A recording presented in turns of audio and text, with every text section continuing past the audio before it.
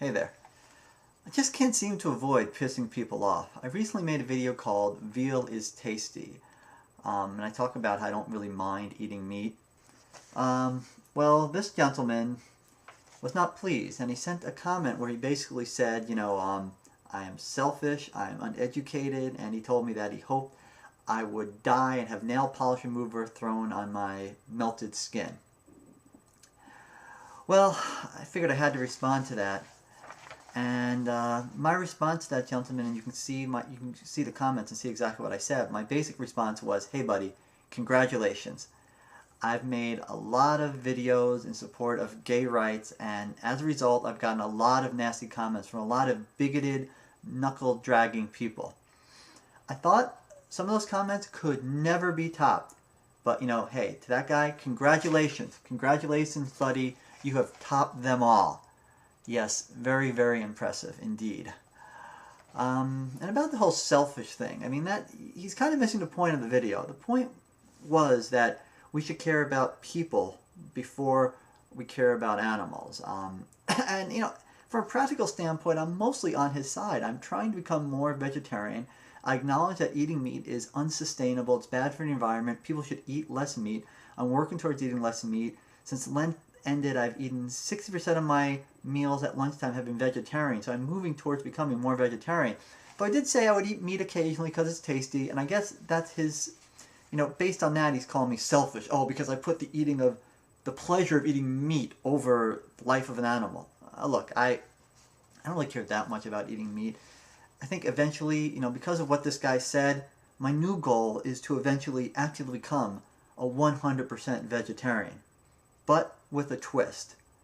Because I don't want anyone to think that I'm a vegetarian because I love the animals, I feel so sorry for them. No, none of that.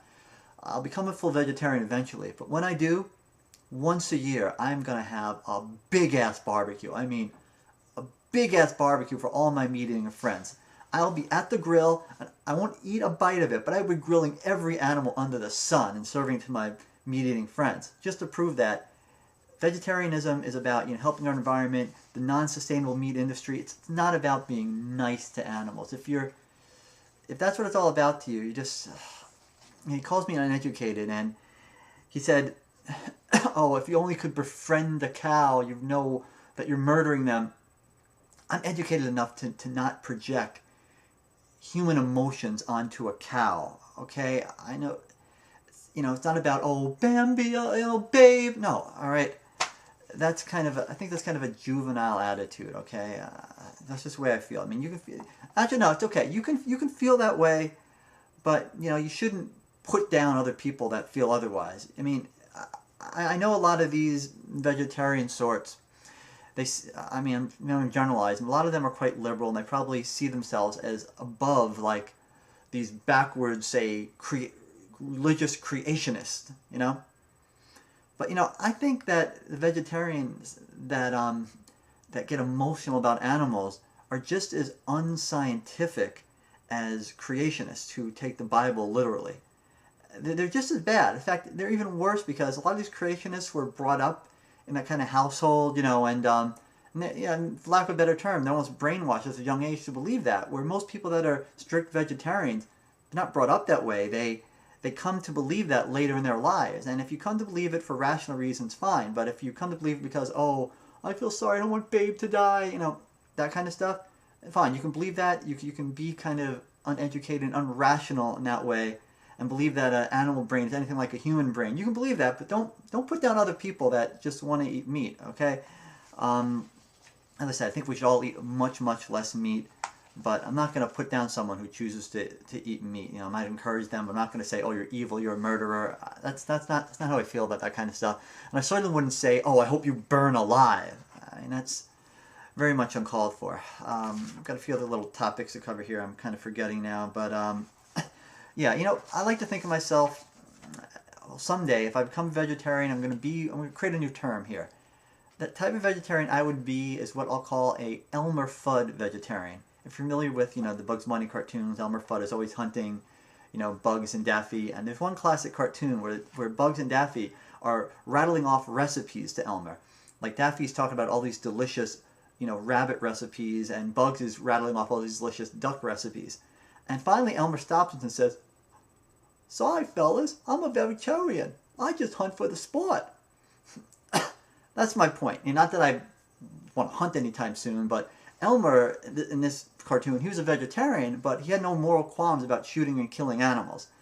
That's the point. I mean, I'd be the kind of vegetarian who would be vegetarian but wouldn't feel emotional about animals. That's all. But once again, from a practical standpoint, I'd be on the vegetarian side.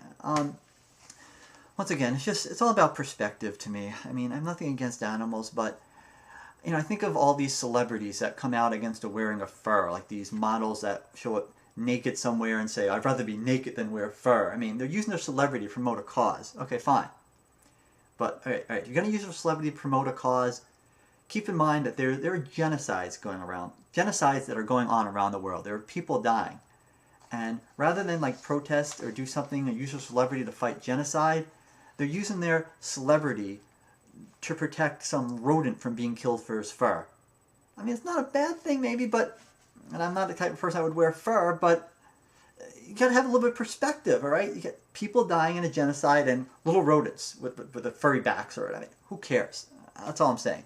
If you're going to use your effort to fight for something, fight for people first, because that's my point. There are people that need help. And I mean, the other thing it's really all about, to a certain extent, is compassion. I mean, and I mean it almost in a negative way. I think these people have too much compassion for animals. Nothing wrong with compassion, but here's my point. Liberals in general, and I consider myself to be a liberal. I support all sorts of liberal causes. But one of the problems with liberals in general is we play into the stereotypes that conservatives have for us. We're always talking about, oh, compassion. Oh, you got to help people. Be compassionate. Look, if Democrats and liberals ever want to start winning elections for once, winning some elections, they've got to be able to attract people that don't normally vote for them.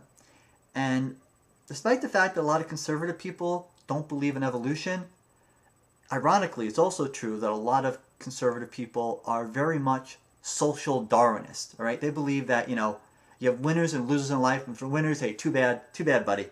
So if you're saying, oh, let's be compassionate about the poor people, let's help them, the social Darwinist type is going to say, "F you, buddy, I don't care about them. Look, I worked hard, I got to the top, they're at the bottom, who cares?"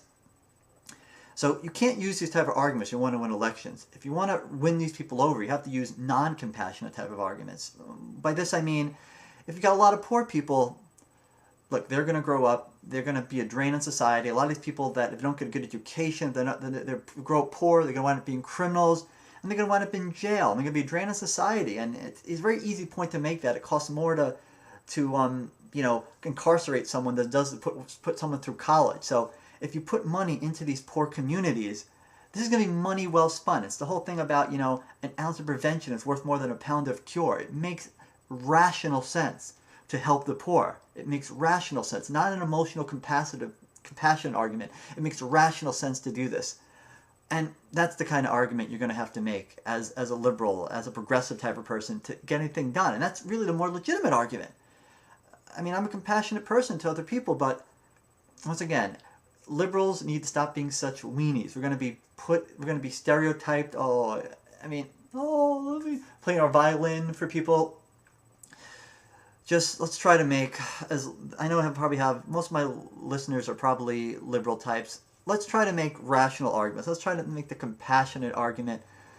Let's try to, for those social Darwinists, if they don't believe in liberal causes, let's show them what's in it for them. Show them we'll have a strong society and a strong America if we enact progressive policy. Don't say, oh, it's because, we want to help somebody.